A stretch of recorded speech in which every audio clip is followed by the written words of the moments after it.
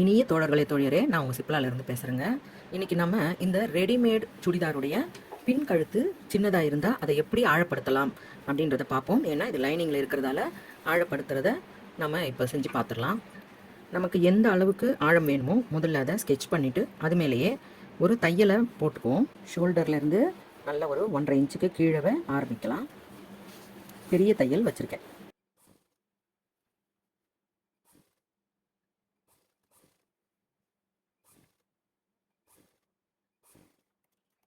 இப்போ இந்த தையலை ஒட்டியே நம்ம கட் பண்ணி எடுத்துடலாம்.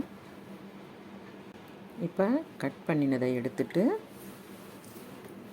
கொஞ்சம் கொஞ்சமாக இந்த நம்ம போட்டிருக்கிற தையலை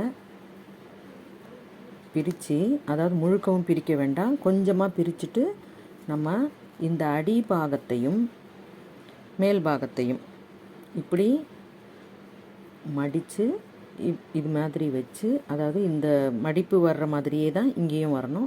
அதனால் முழுக்க பிரிச்சிங்கன்னா லெவல் வந்து மாறும்.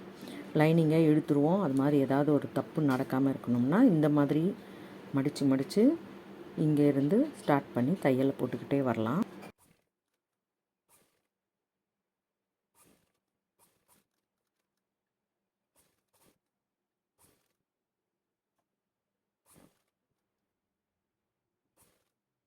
இப்போ இந்த ரைட் சைடு வந்துட்டோம். ஷோல்டர் வரைக்குமே இருக்கிறத தையலை இப்படி பிரிச்சுட்டு அதுக்கு பிறகு ஃபுல்லாகவுமே இந்த லெவலுக்கு வர்ற அளவுக்கு இதை மடித்து தைச்சிருக்கேன்.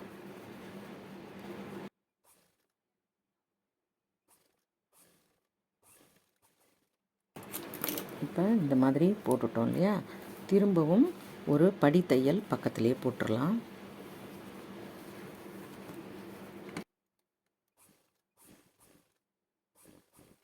இந்த அளவுக்கு நமக்கு நெக்கு மேலேயே இருந்தது. இப்போ நம்ம கட் பண்ணிவிட்டு இவ்வளோ ஆழத்துக்கு பண்ணியிருக்கோம். இந்த மெத்தட் வந்து லைனிங் கிளாத் இருக்கிறதுனால இப்படி செஞ்சோம்னா ரொம்ப ஈஸியாக இருக்கும். வீடியோ பிடிச்சிருந்தால் லைக் கொடுங்க, கமெண்ட் கொடுங்க, ஷேர் பண்ணி சப்ஸ்கிரைப் பண்ணுங்கள். நன்றி, வணக்கம்.